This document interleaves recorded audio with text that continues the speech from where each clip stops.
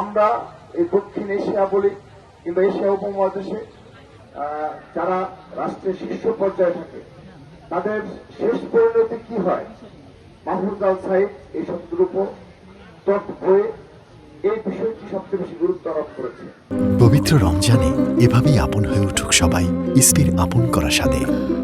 ইসপি আপন করা স্বাদ। মাহফুজ আল সাইদের এই প্রচেষ্টা সফল বাস্তবায়নে আপনারা সবাই এসেছেন, সেজন্য ধন্যবাদ জানাচ্ছি। মাহফুজ আল সাইদ একজন লেখক হিসাবে খুব বেশি পরিপক্ক আমি সেটা বলবো না, কিন্তু এই শতদ্রুপতক বইটি রচনার ক্ষেত্রে বেশ দক্ষতার পরিচয় দিয়েছে। আমি প্রথমত যখন আমাকে প্রথম জানিয়েছে জামালপুর জেলা ছাত্রদলের সাহিত্য প্রকাশনা সম্পাদক হিসেবে আমি প্রথমে এপ্রিসিয়েট করেছি। পরবর্তী বইটি আমি পড়ার চেষ্টা করেছি, পড়ে দেখেছি যে যেহেতু রাজনীতির সাথে সম্পৃক্ত, ছাত্র রাজনীতির সাথে সম্পৃক্ত এবং জুলাই আগস্ট গণ অভ্যুত্থানেও মাহফুজ আল সাইদের ভূমিকা ছিল, সেজন্য মাহফুজ আল সাইদ এই বইটিতে চেষ্টা করেছে যে বাংলাদেশের রাজনীতির ইতিহাস একদম সংক্ষিপ্ত পরিসরে তুলে ধরার জন্য, অর্থাৎ শাসকদের কি পরিণতি হয় সেই বিষয়টি তুলে ধরার জন্য উপযুক্তভাবে সংক্ষিপ্তভাবে তুলে ধরার চেষ্টা করেছে।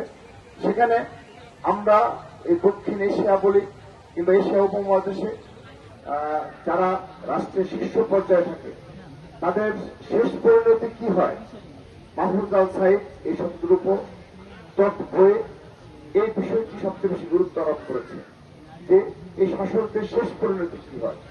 এটি এই মাহফুজ আল সাইদের ক্ষুদ্র প্রচেষ্টার মাধ্যমে একটি বিষয় স্পষ্ট হয়, আমরা জাতিগতভাবে আমাদেরকে আরো বেশি পরিশুদ্ধ হতে হবে এবং রাজনীতিবিদ হিসাবে যারা শীর্ষ পদে থেকে বাংলাদেশকে শাসন করে তাদের শেষ পরিণতি যেন করুণ পরিণতি না ঘটে সেই বিষয়টি আমরা যেন জাতির সামনে তুলে ধরতে পারি।